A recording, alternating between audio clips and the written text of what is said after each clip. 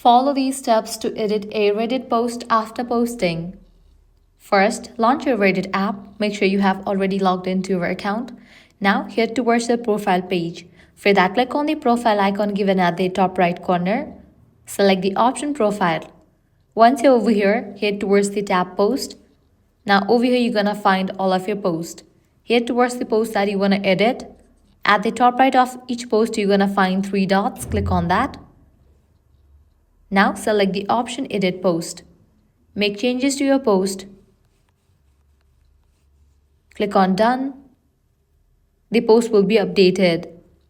Do the same for other posts as well. Click on 3 dots and select the option of Edit Post. Make changes and update it.